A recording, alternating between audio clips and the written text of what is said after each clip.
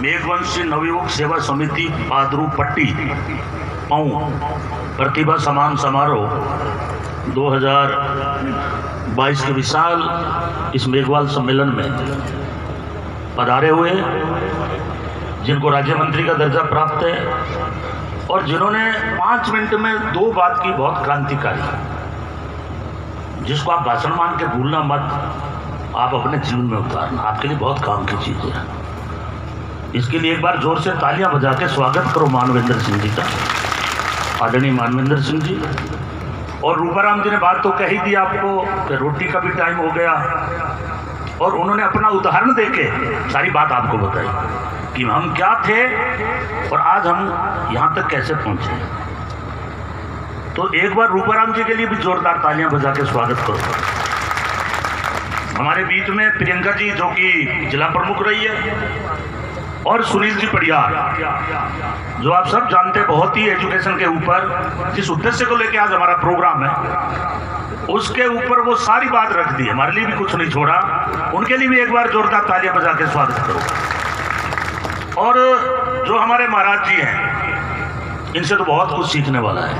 मैंने नाम सुना था, मेरे इनके दरबार में दरगाह में जाना भी था, इनके जो मंदिर है जहाँ इनका स्थान है मैं नहीं जा पाया, लेकिन अब इनका जब भी फोन आएगा तो मैं प्राथमिकता से लेके गणेश महाराज के यहाँ जाऊंगा। ऐसे क्रांतिकारी संत के लिए भी जोर से तालियां बजाइए।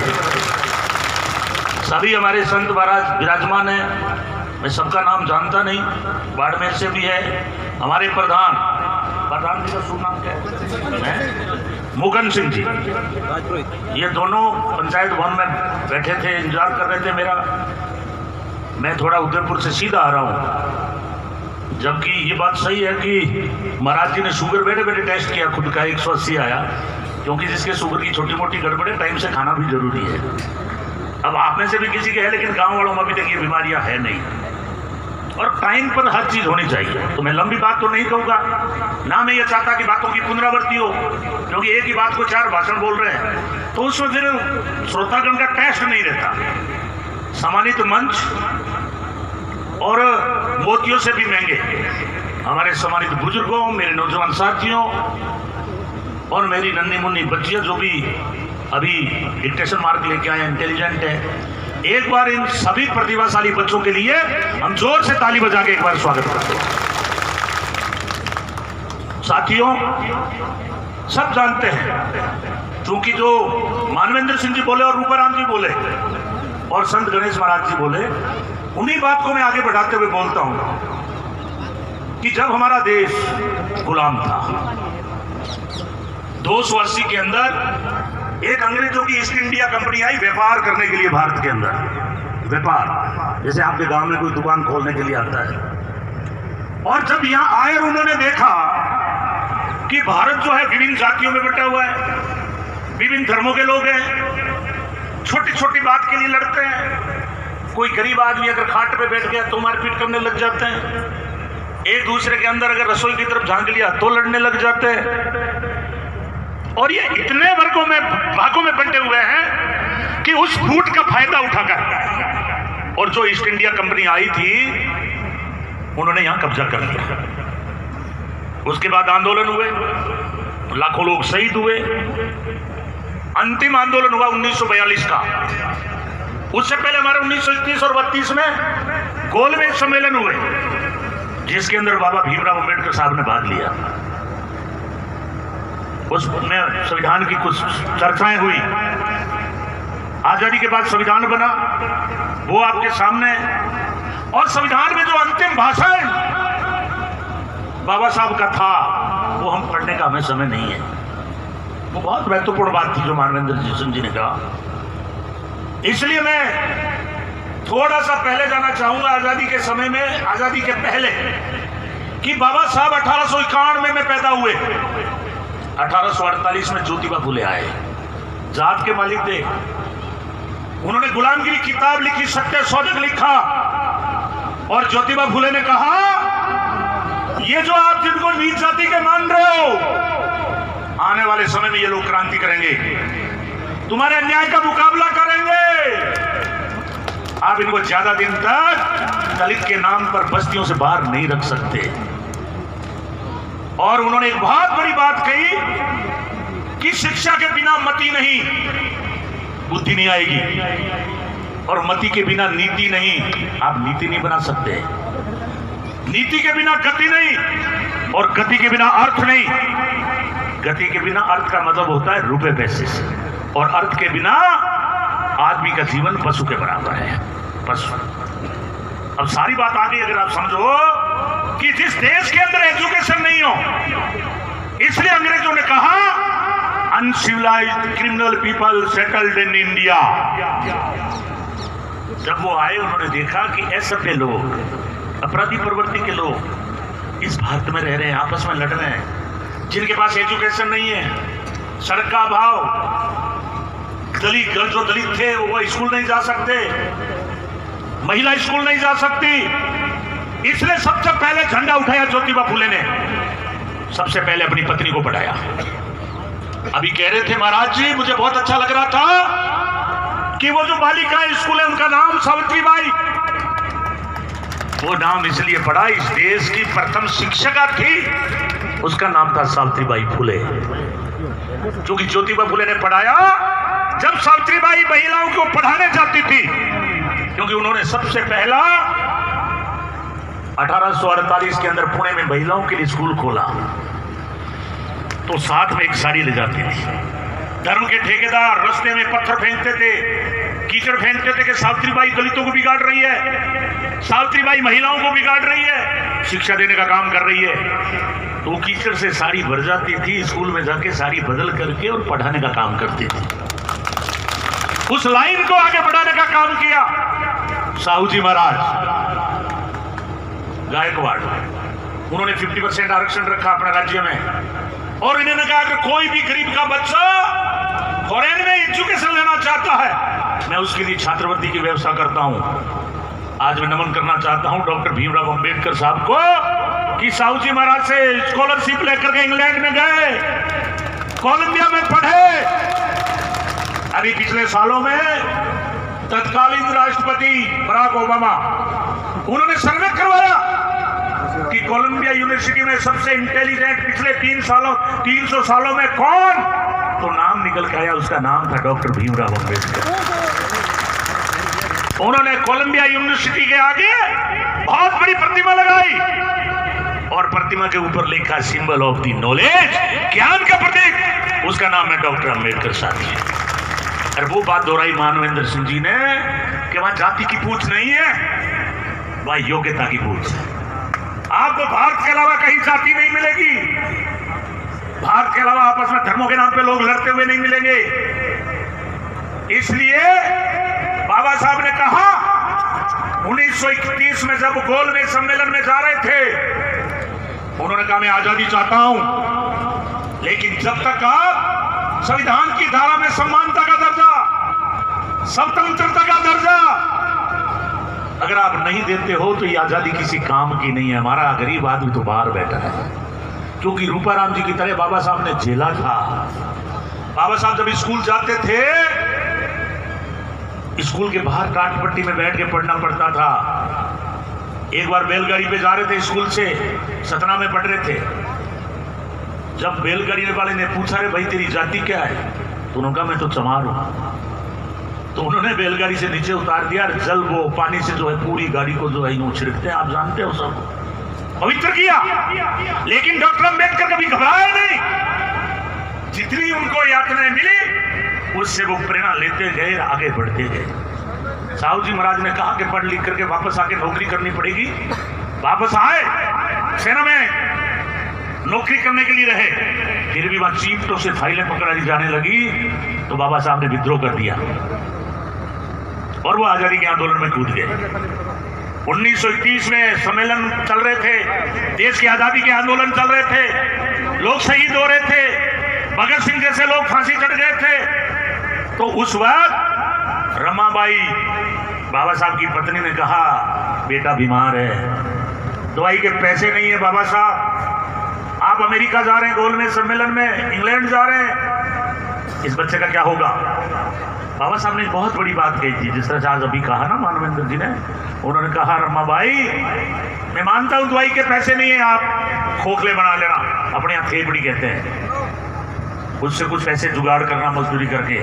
लेकिन अगर मैं सम्मेलन में नहीं गया तो जो मैं आगे आने वाले समय में संविधान की रचना करना चाहता हूं, जो हमारे दलित भाइयों को पशु की जिंदगी से छुटकारा दिलाकर बराबर का जीवन का अधिकार चाहता हूं, उस अधिकार से वंचित हो जाएंगे। और मैं चाहता हूं इस देश में ऐसा संविधान बने कि उसमें डेमोक्रेसी आए और हमारे समाज के भी पढ़ लिख करके लोग अफसर बने और नेता बन करके विधानसभा और लोकसभा में जाए। आज उस बाबा साहब का कमाल, उस संविधान का कमाल है कि गोविंदराम आपके सामने कैबिनेट मंत्री के रूप में खड़ा है। वो गए और उसमें शर्तें रखी। जब ये हमारा 19 नवंबर 1949 को संविधान बना, बहुत बड़ी बात हुई है कि बाबा साहब का जो अंतिम भाषण था, उन्होंने कहा था कि मैं आज राजनीति का आपको आजादी दे रहा हूं, आपको वोट का अधिकार आज के बाद मिल जाएगा, लेकिन जब तक इस देश में सामाजिक समानता, आर्थिक समानता, आपसी मतभेद जब तक खत्म नहीं होंगे, इस देश में असली प्रजातंत्र नहीं आएगा। ये बात कही है मानवेंद्र सिंह जी ने। मैंने विधानसभा में कहा, वही बात इन्होंने कही, मुझे बहुत खुशी हुई। या गहलोत साहब ने पीछे उठाई बात कि इस देश में छुआछूत मानवता के नाम पे कलंक है। और मैंने कहा है विधानसभा में कि अगर इस देश को आगे ले जाना चाहते हो तो सबसे पहले इससे छुटकारा दिलाओ। अगर आज भी गरीब आदमी को घोड़ी से उतारा जाता है दुल्हे के टाइम, उसके साथ छुआछूत होती है, जाति पूछ करके उसको बिठाया जाता है और उसको नीच दृष्टि से देखते हैं, तो असली प्रजातंत्र नहीं कहलाएगा। इसलिए मानवेंद्र जी, मैं आपको नमस्कार करता हूं कि मैंने पहले नेता देखे हैं जो इस तरह की बात आप मजबूती के साथ रख रहे हैं, अनुभव के साथ रख रहे हैं। हमारा दुख इसी बात का है कि अंबेडकर के अलावा किसी भी ब्राह्मण विद्वान ने किसी भी ग्रंथ में नहीं लिखा कि इनके साथ क्या हो रहा है। खाली एक अंबेडकर साहब ने लिखा, एक बाबा साहब ने यह कहा कि हमें यह अधिकार मिलना चाहिए। और आज मुझे खुशी है कि जो सावित्रीबाई की शिक्षा थी, उसी बात को बाबा साहब ने संविधान में लिया। और चाहे आज हमारे दलितों की बच्ची हो और चाहे श्रम जाति की महिलाएं हो, ये बराबर का अधिकार डॉक्टर अंबेडकर ने देने का काम किया, डॉक्टर अंबेडकर ने देने का काम किया। इसलिए आपको अंबेडकर को पढ़ना पड़ेगा। खाली हम जय भीम बोल दें और 10 जने खड़े जुलूस निकाल रहे हैं और 10 के 10 तरफ मुंह है, जो महाराज जी ने कहा, एक संगठन एक नेता नहीं, और बात करें बड़ी बड़ी, बुजुर्गों से शिक्षा लेना नहीं चाहते, अंबेडकर साहब को पढ़ना नहीं चाहते और ज्ञान देने उतर जाते हैं। इसलिए मैं आपसे आग्रह कर रहा हूं कि आज मैं धन्यवाद आदरणीय मुख्यमंत्री जी को भी देना चाहता हूं कि गांव गांव में इंग्लिश स्कूल खोलकर अपने बच्चों के लिए अंग्रेजी स्कूल के लिए दरवाजे खोल दिए हमारे अशोक गहलोत साहब। इसलिए साथियों, आप संविधान को पढ़ो, आप व्यवस्था को पढ़ो। अगर हम लोग नहीं पढ़ेंगे, अभी देश के हालात ठीक नहीं है। मैंने पहले कुछ दिन पहले हम लोग एक बाहर से आए हुए थे, बहुत बड़े वेदांता के चेयरमैन, जिन्होंने अभी 6,000 करोड़ रुपए का यह काम दिया सोलर ऊर्जा में, और मैं अनिल अग्रवाल जी, हम एक मंच पे थे, मुख्यमंत्री जी भी थे। मैंने मात्र इतनी बात कही कि उन्होंने अनिल अग्रवाल जी ने उठाई कि चाइना की 80% महिलाएं सरकारी कार्यालय में काम करती है, 50% महिलाएं अमेरिका में काम करती हैं सरकारी कार्यालय में। हमें भी महिलाओं को आगे ले जाना चाहिए। मैंने उन बात को आगे बढ़ाते हुए कह दिया कि चाइना का महिलाएं 80% सरकारी कर्मचारी, रोजगार 50% अमेरिका में महिलाएं, और हमारी महिलाओं को उलझा रखा है करवा चौथ के अंदर। उतने में तो पूरे देश में बवाल मच गया।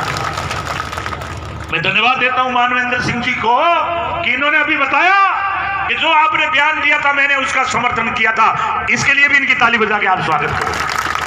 साथियों, इस देश में नेता बहुत है, इस देश में नीति बहुत है, कमी है तो नीयत की है।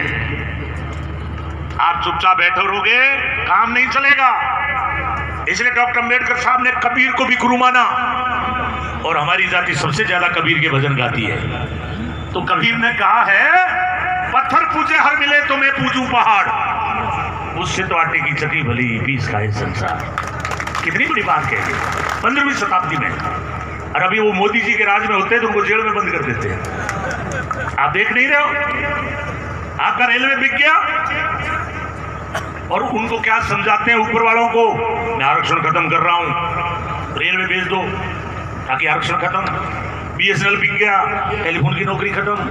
बैंक बिक गया, बैंक की नौकरी खत्म। एयरपोर्ट बिक गया, एयरपोर्ट की नौकरी खत्म।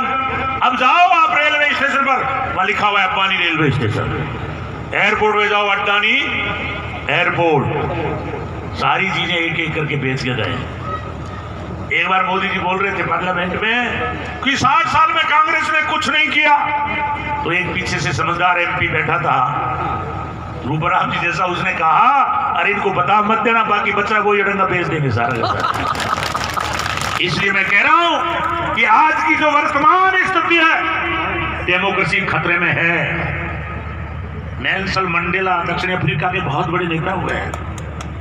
उन्होंने कहा कि अगर भारत में लेने लायक कोई चीज है तो वो है डॉक्टर भीमराव अंबेडकर का संविधान। और बाबा साहब ने कहा कि जब तक भारत के अंदर संविधान जिंदा है, डॉक्टर अंबेडकर की आत्मा जिंदी है। आज उस संविधान को भी जो इनके संगठन है RSS पार्लियामेंट के सामने चला रहे हैं। जब संविधान ही खत्म हो जाएगा तो आपके वोट का अधिकार क्या रहेगा?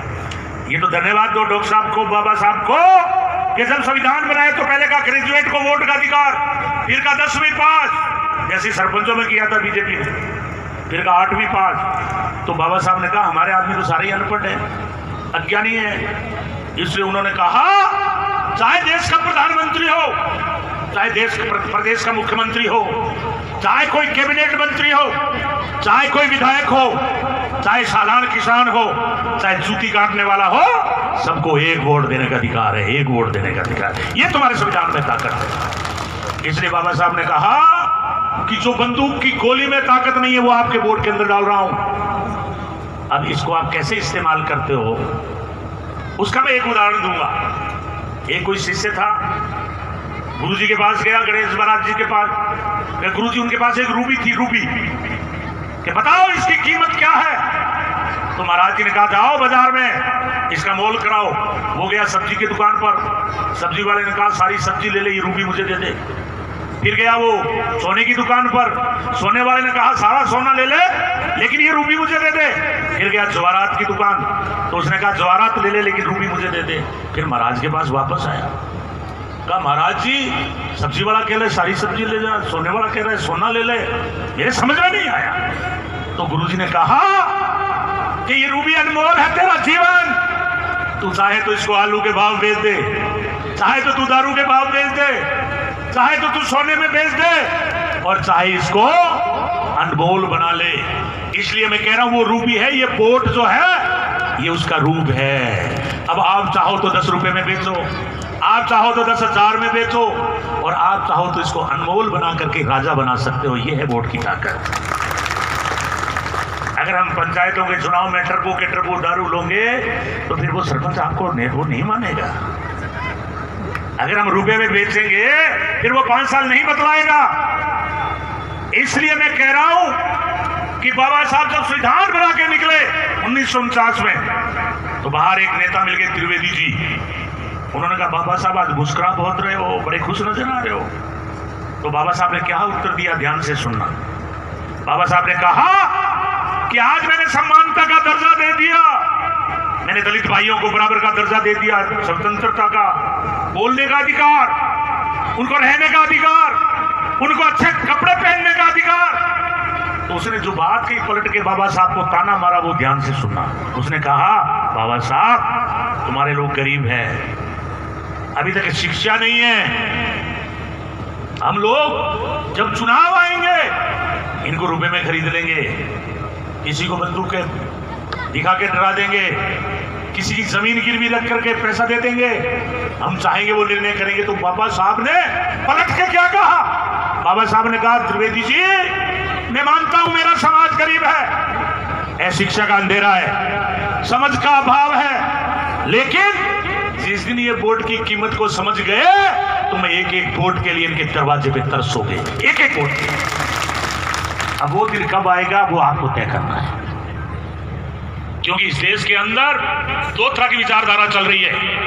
एक विचारधारा पूरे देश में नफरत पैदा कर रही है, हिंदू और मुसलमानों को लड़ा रही है। आप कहते हो महंगाई बढ़ गई, वो कह रहे हैं मुसलमानों को ठीक करेंगे, वोट दो। आप कहते हैं डीजल बढ़ गया, वो कहते हैं मुसलमान को ठीक करेंगे, आप वोट दे दो। आप कहते हो साहब पेट्रोल 100 के पार चला गया, तो वो कहते हैं कि अब दलितों को ठीक कर रहे हैं, आरक्षण खत्म कर रहे हैं, संस्थाएं बेच रहे हैं, इसके नाम पे वोट दे दो। इससे वो मानवेंद्र जी ने जिक्र किया, राकेट वाला मुझे बहुत पसंद आया। अब नहीं समझो आप तो अलग बात है। इसलिए मैं आपसे आग्रह कर रहा हूं कि अगर अभी भारत के अंदर देखेंगे तो नोटबंदी लगी 8 नवंबर 2016 को, और मोदी जी जब 2014 में आए तो नारा दिया अच्छे दिन आने वाले हैं, 15 लाख रुपए तो तुम्हारे खाते में यूं ही आ जाएंगे, काला धन लाऊंगा। बाबा रामदेव एक आंख ऊपर नीचे करके क्या कहता था, 35 रुपए डीजल मिलेगा जब मोदी जी आएंगे। आज हालत क्या हो गई, 100 के पार चला गया। आपका डॉलर 83 रुपए हो गया है, और वित्त मंत्री कह रही है कि रुपया नहीं गिरा है, वो तो डॉलर मजबूत हो रहा है। क्योंकि उनको पता है, मीडिया खरीद लिया, 60 चैनल खरीदे जा चुके हैं, 60 चैनल अंबानी और अडानी। सरकार तो कठपुतली के रूप में काम कर रही है। इनके सहयोगी आपका नीरव मोदी 30,000 करोड़ रुपए लेके बैंक के फरार, 15,000 करोड़ रुपए विजय माल्या लेके फरार, 9,000 करोड़ रुपए लेकर के, और आपका जो है ये 5,000 करोड़ रुपए ललित मोदी लेके फरार, 15,000 करोड़ मोइल चौकसी बैंकों से लेके फरार, और सारे के सारे गुजराती। देश का प्रधानमंत्री गुजराती, गृह मंत्री गुजराती, और रुपए लेके भागने वाले गुजराती। और हमारी अगर केसीसी की 2 किस ड्यू रह गई तो एसडीएम साहब आ जाएंगे। अभी जिनको आप साफा पहना रहे थे ना, ये नोटिस लेके आ जाएंगे, तहसीलदार जी दोनों ही, कितने ही साफे पहना हो, ये कहेंगे ऊपर का डंडा है कलेक्टर साहब का, कलेक्टर कहेगा सरकार का डंडा है। इसलिए मैं निवेदन कर रहा हूं कि वर्तमान में जियो, और वो पढ़ाई के बगैर आएगा नहीं। इसलिए सही कहा कि शिक्षा वो शेरनी का दूध है, जो पिएगा वो शेर की तरह दौड़ेगा, लेकिन उसमें दिमाग अकल भी होनी चाहिए, ये ध्यान रखना। पढ़ लिख करके की अगर हम गुलामी करेंगे तो बाबा साहब ने एक श्लोक लिखा है कि पढ़ लिख करके भी लोग अगर गलत बातों का प्रचार करते हैं, अनुसरण करते हैं, वो भी पाप के भागी हैं, वो भी पाप के भागी हैं। इसलिए साथियों एक मजबूत संगठन चाहिए, और अगर संत हो तो मैं कहता हूं कि हमारे गणेश जी महाराज जैसा हो, और देवता हो तो रामदेव जी जैसा हो। कि आपको पता है वो किस नाम से बदनाम थे? रामदेव जी बेगोड़ा रेडे तंदूरा बजावे, इस नाम से बदनाम थे। मैं इसलिए नहीं कि मैं पर्चों के आधार पे मानता हूं, मैं एक बात के लिए मानता हूं कि छुआछूत के विरोध में अगर सबसे मजबूत आंदोलन खड़ा किया तो उस टाइम रामदेव बाबा ने किया था, रामदेव बाबा ने किया। आज उनकी बाजार पे लाइन लगती है, लाखों लोग धोखते हैं। इसलिए मैं कहता हूं कि कायर आदमी दिन में 100 बार मरता है, और बहादुर आदमी जिंदगी में एक बार मरता है, और मरने के बाद भी बाबा साहब की तरह उनकी मूर्तियां लगती है। अब आपको तय करना है कि कौन सा जीवन जीना है। इसलिए साथियों आज बाबा साहब का संविधान चलाया जा रहा है। अगर हमने संविधान की प्रस्तावना नहीं पढ़ी है तो पढ़े, और अपने बच्चों को संगठित करें। और आज हम तरह तरह के जो संगठन बनाकर कोई घटना हो जाती है, एकदम पढ़ते टूट के पता नहीं है कानून का कि बाबा साहब का कानून क्या है, और नारा लगाते हैं फांसी दो। फांसी हमेशा कोर्ट देता है, पुलिस का काम होता है चालान करना, और एक वर्ग कोई भी यहाँ राज नहीं कर सकता। बाबा साहब ने उस वक्त कहा था कि भारत ना हिंदू राष्ट्र बन सकता, ना मुसलमान राष्ट्र बन सकता, और आज मैं घोषणा कर रहा हूं, और मैं बहुत खुश हुआ मानवेंद्र जी ने इस बात को रिपीट किया कि ये हिंदू राष्ट्र नहीं बन सकता, क्योंकि हम जातियों में बंटे हुए लोग हैं। बहुत कम लोग हुए बड़े नेता जो इंटरकास्ट मैरिज करते हैं अपने बच्चों की, उसमें चौधरी चरण सिंह जी का भी नाम आता है, और भी नेता है। सबका यहाँ विवरण लेकर के आपका टाइम नहीं खराब करना चाहता, लेकिन अभी तो एक जमाना था इस वर्ण व्यवस्था से पहले कि विभिन्न जातियों के लोग आपस में करते थे। मैं इतिहास का स्टूडेंट रहा हूं, लेकिन अपने ही धर्म के लोगों ने जब आप युद्ध में हार गए तो आपको गुलामी का रूप दे दिया, शूद्र का रूप दे दिया। और हमारी वर्ण व्यवस्था क्या थी? सबसे ऊपर ब्राह्मण, दूसरे नंबर पे क्षत्रिय, तीसरे नंबर पे वैश्य और चौथे नंबर पे शूद्र। इन तीनों का भार हमारे पे डाल दिया। हमें क्या कहा, आपके पास पैसा नहीं, आप सेवा करो। सेवा करते करते इतने थक गए कि हम सब तरह से जो है पतन हो गया हमारा। इसलिए हम बाबा साहब को मानते हैं कि अगर बाबा साहब संविधान निर्माता के अध्यक्ष नहीं होते तो हो सकता है दलितों को अधिकार नहीं मिलता, हमें पशु की जिंदगी जीने के लिए मजबूर होना पड़ता। इसलिए बाबा साहब ने कहा ये जो व्यवस्था खड़ी लाइन है इसको बड़ी लाइन कर दो, सबको समानता का दर्जा दे दो, ये देश फिर विश्व गुरु की तरफ जा सकता है, अन्यथा नहीं जा सकता। इसलिए साथियों, एक समय आएगा कि आज चूंकि मान महेंद्र सिंह जी विदेशों में रहे हैं, वहां डॉक्टर अम्बेडकर को 121 देशों में जयंती मनाई जा रही है, महात्मा गांधी की भी जयंती मनाई जा रही है। आज हमारे जो कृषि काले कानून लगे, आज हमारी जमीनें चली जाती। मैं नमन करना चाहता हूं, 700 किसान दिल्ली के दरवाजे पर शहीद हो गए। 700, मैं भी 1500 आदमी लेके गया, उसमें सबसे ज्यादा पंजाब के थे। आज वह बीजेपी का नाम लेने वाला नहीं मिलेगा। 378 दिन धरने पे बैठे रहे। मैं ये इसलिए कह रहा हूं कि मैं आपको संविधान की ताकत बता रहा हूं कि आंदोलन में कितनी ताकत होती है। 378 दिन बैठे रहे और उन्होंने एक ही बात की थी कि यह कृषि कानून खत्म करो जो काले कानून बनाए। 700 शहीद हुए। 378 दिन के बाद मोदी जी आते हैं। मैंने तो कहा ये नोटबंदी जैसा फिर कानून लगाएगा, लेकिन मोदी जी आके कहा, ए मेरे किसान भाइयों, मेरी गलती हो गई, मैं माफी मांगता हूं, और कृषि कानून वापस ले ली। क्योंकि उत्तर प्रदेश में चुनाव होने वाला था। लखनपुर खीरी में किसान शहीद हो गए, वहां के मंत्री के बेटे ने गाड़ी चला दी, 2 महीने बाद उसकी जमानत हो गई। उत्तर प्रदेश के अंदर कोई भी आंदोलन होता है, सारे जेल में बैठे हुए मिलते हैं। यूएपीए का कानून है। जब कोरोना आया, पूरे विश्व के अंदर कोरोना का इलाज किया जा रहा था, और हमारे यहाँ क्या कह रहे थे, गोबर से स्नान करो, गाय का मूत्र पियो, शाम को घर में थाली बजाओ। एक हमारे एमपी अभी मंत्री हैं साहब, अर्जुन राम जी मेघवाल भी हैं, बीकानेर से हैं, वो बाबी जी के पापड़ लेके खड़े हो गए, बाबी जी के पापड़ खाओ और कोरोना भगाओ। इसलिए मैंने कहा है कि अगर पढ़ा लिखा आदमी भी अगर गलत आदमी को समर्थन करता है, गलत चीज को, तो वो बाबा साहब का अपमान कर रहा है। वो कलेक्टर आ हुआ है, शाम को वो कहता है अपनी पत्नी को लेके, भाभी जी को मैं भी आदर करता हूं, एक दिया जलाता है, दिया जलाना है, मोदी जी का कहना है कोरोना का भगाना है। और जब बीमार हुआ, कोरोना हुआ, सीधा एम्स में जाके भर्ती हो गया। कहां गया भाई तेरा दीपक?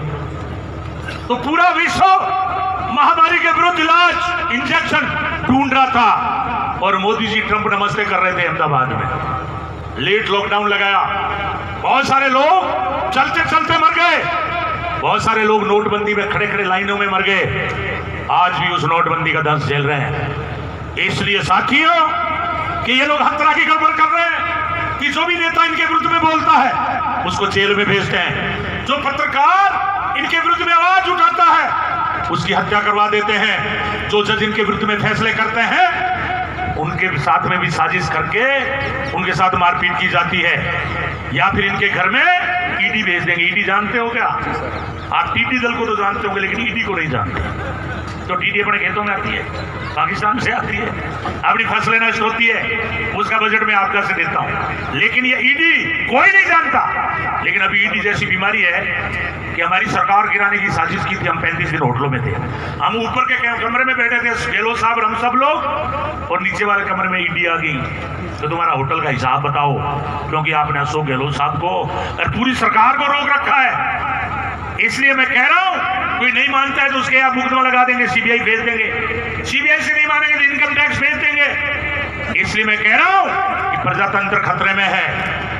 डेमोक्रेसी के 4 पार्ट होते हैं, सबसे ऊपर सरकार, दूसरे नंबर पे न्यायपालिका, तीसरे नंबर पे प्रशासन, और चौथे नंबर पे मीडिया, अखबार। जब तीनों नहीं सुनाई करते हैं तो फिर हम मीडिया में जाते हैं, पर ये चारों को चारे इनके ऊपर आरएसएस के लोग बैठ गए हैं। अब ये कहोगे आरएसएस कौन है? अरे ये आरएसएस वो है जिन्होंने आजादी से पहले नाखून तक नहीं कटवाया, लाखों लोग शहीद हुए, अंग्रेजों की भूखमरी करने वाला संगठन। ये 1925 में पैदा हुआ, हिंदू और मुसलमान के नाम पे दंगे करवाता है। उनके जो आरएसएस में वो सेवा करते हैं, उन लोगों को कहीं रेलवे में बिठा दिया, कहीं न्यायपालिका में जज बना दिया, कहीं दंगे कराने की साजिश करते हैं। इनके जहां जहां भी राष्ट्रीय नेता जाते हैं वहां दंगे होते हैं। इसलिए मैं आग्रह कर रहा हूं कि राजस्थान में तो इसलिए कम है कि यहाँ महात्मा गांधी, डॉक्टर अंबेडकर, ज्योतिबा फुले के रास्ते को मानने वाले यहाँ अशोक गहलोत जी बैठे हैं, इसलिए हम सुरक्षित और आराम से बैठे हैं। उनके लिए भी एक बार ताली बजाने का काम करवा। इसलिए मैं कह रहा हूं कि आपको विचारधारा को समझना पड़ेगा। एक विचारधारा सांप्रदायिकता का जहर घोल रही है, पूरे देश में डेमोक्रेसी को खत्म कर रही है, बाबा साहब के संविधान को खत्म कर रही है, सावरकर को मानती है। सावरकर कौन है? वो भी आरएसएस का नेता था। 9 बार आजादी की लड़ाई में जेल से माफी मांगी अंग्रेजों से कि मैं तुम्हारे विरुद्ध नहीं लड़ूंगा, किसी भी आंदोलन में नहीं हुए। उनको नेता मानते हैं। इसलिए हम कहते हैं कि बीजेपी वाले पढ़ाओ सावरकर को, तुम पढ़ाओ दीनदयाल को जो माफी मांगते थे, हम पढ़ाएंगे डॉक्टर अंबेडकर को, हम पढ़ाएंगे पंडित जवाहरलाल नेहरू को, हम पढ़ाएंगे सरदार वल्लभ भाई पटेल को, हम चलेंगे मानवेंद्र सिंह जी जैसे क्रांतिकारी विचार करते हैं। हम उन विचारों पे चल के आगे बढ़ाना चाहते हैं। इसलिए बात को तय करना है कि कौन सा रास्ता पकड़ना है। अगर आपने आंदोलन नहीं किए, अगर वो किसान शहीद नहीं होते, आज आपकी जमीनें टाटा और बिरला के अंडर में हो जाती। आपको फसल बेचने का अधिकार खत्म, आपकी कृषि मंडी का व्यापार खत्म। आज घर में 5 बोर होती है, वो कहते थे जाओ बॉम्बे जाके बेच के आओ, वो अपने किराए में ही चली जाती है। इसलिए ये मेरे दलित समाज के लोगों, ये मेरे कमैले वर्ग के लोगों, मैं लास्ट में कहना चाहूंगा कि डॉक्टर भीमराव अंबेडकर ने बौद्ध धर्म ग्रहण क्यों किया? आज ये लाखों लोग बौद्ध धर्म ग्रहण क्यों कर रहे हैं? अगर मानवेंद्र जी की बात इन्होंने नहीं मानी तो आने वाले समय में और भी लोग उनके अनुयायी बनेंगे। इसलिए धर्म के ठेकेदारों से मेरी अपील है, जो इस देश को कहते हैं कि हिंदू खतरे में है, वो बहुत बड़े झूठे व्यक्ति हैं। हिंदू ना तो मुगल राज में खतरे में था, ना अंग्रेजों के राज में खतरे में था, ना कांग्रेस के राज में खतरे में था।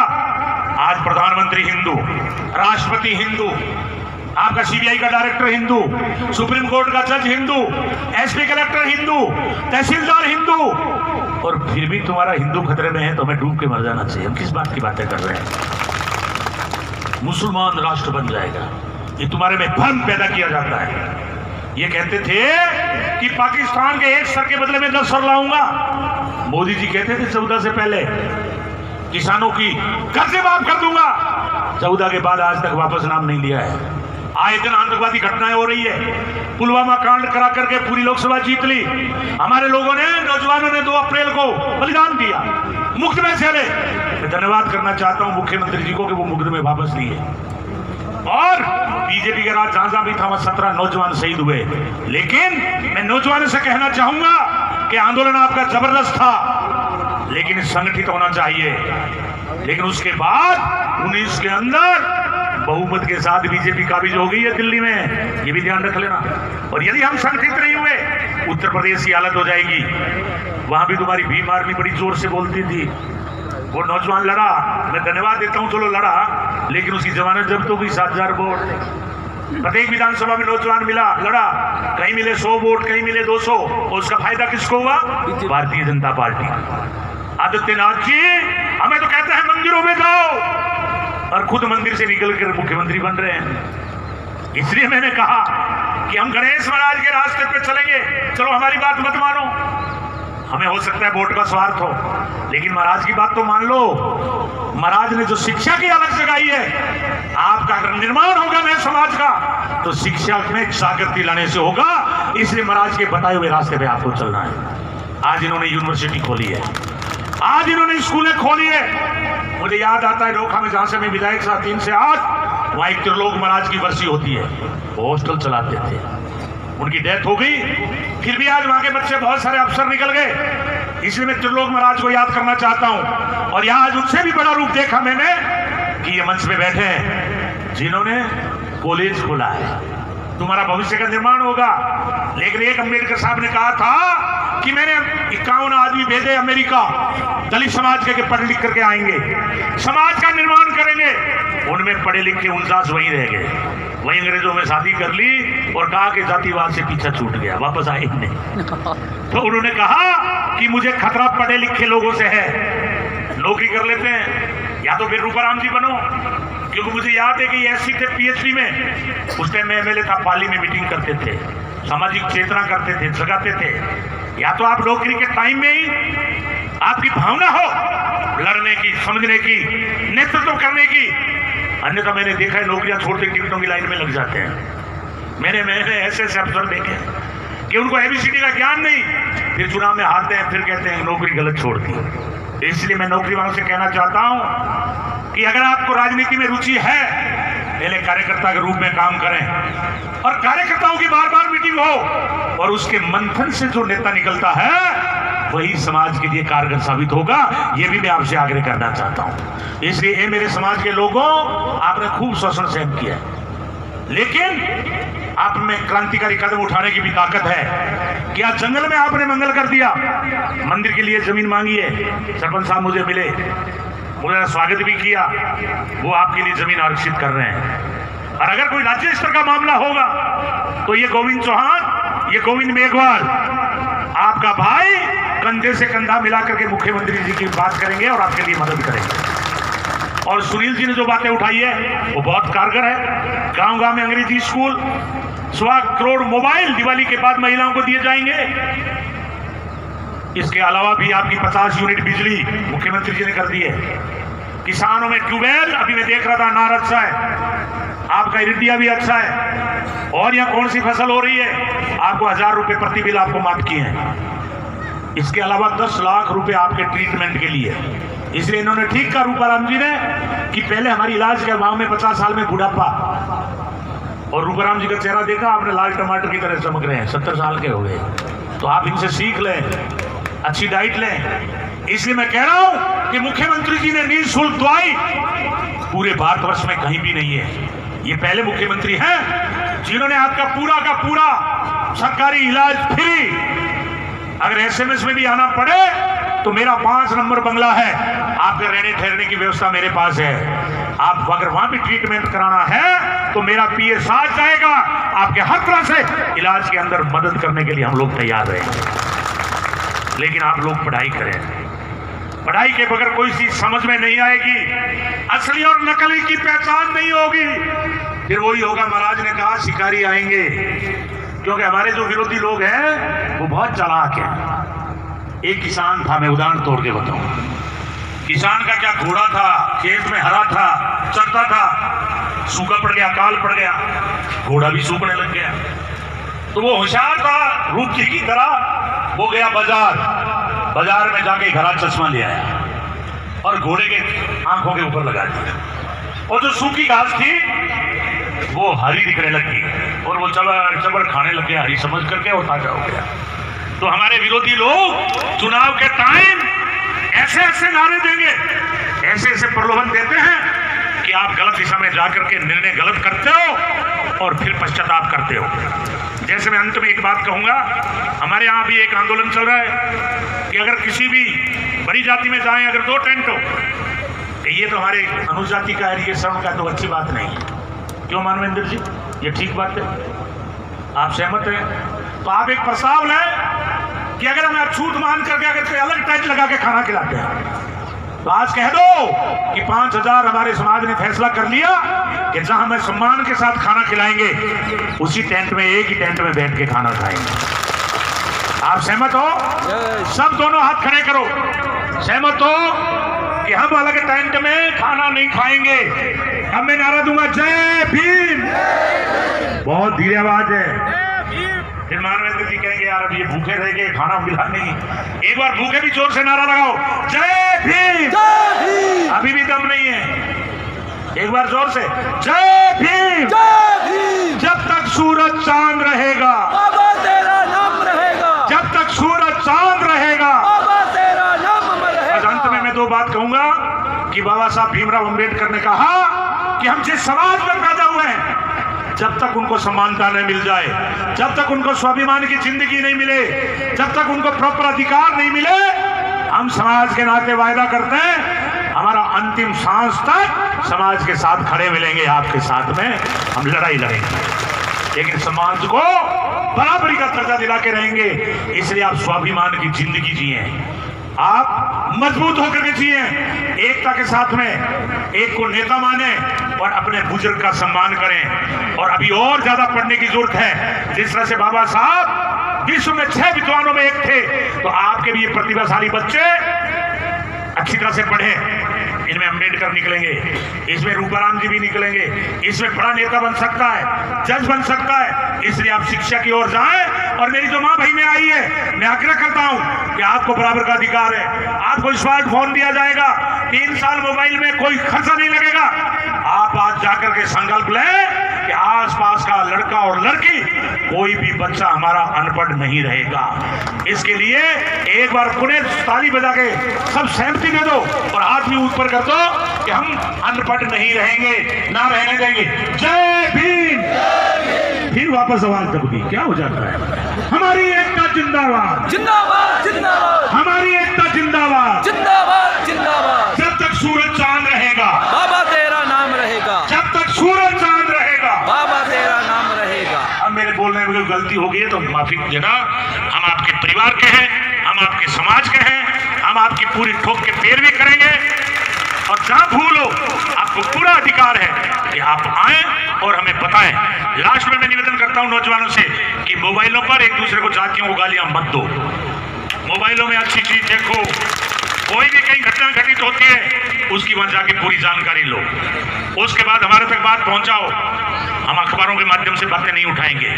हमारे पास किसी भी अत्याचार की कोई भी अच्छी तरह से घटना आएगी या पीड़ित परिवार आएगा तो हम कह रहे हैं कि हमारे मुख्यमंत्री जी इतने उदार हैं कि हम तुरंत उनसे बात करके, और हम लोगों को चाहे डीजी साहब से बात करनी पड़े, चाहे एसपी कलेक्टर से बात करनी पड़े, लेकिन आपको न्याय दिलाने में कांग्रेस की सरकार कहीं भी पीछे नहीं रहेगी। ये भी मैं आपको भरोसा दिलाता हूँ। आप सब पधारे, बहुत बहुत धन्यवाद। अब आप 15 मिनट रुक जाएं। मैं एक संचालनकर्ता से कहूंगा कि आप 10-10 बच्चों को बुला लें। हम लोग जो है प्राइज जो भी देना है, उनको सम्मान देना है, वो देंगे और उसके बाद भोजन में जाएंगे। हमको लोग भी लेंगे, लेकिन आप बच्चा अगर उठ गए तो बच्चे निराश हो जाएंगे। पहले हमें डर ये था कि अगर हम प्राइज पहले दे देंगे, फिर आप अगर रवाना हो गए तो हम पकड़ेंगे कैसे आपको। इसलिए हमें आपको बिठाने के लिए ये आपके अंतिम प्रोग्राम रखा है कि बच्चों को आप तालियां बजा के इनका हौसला अफजाई करते रहें। और जो संचालन करता, इतना ही कहूंगा, समय की मर्यादा को ध्यान रखते हुए फटाफट बोले। बहुत बहुत धन्यवाद।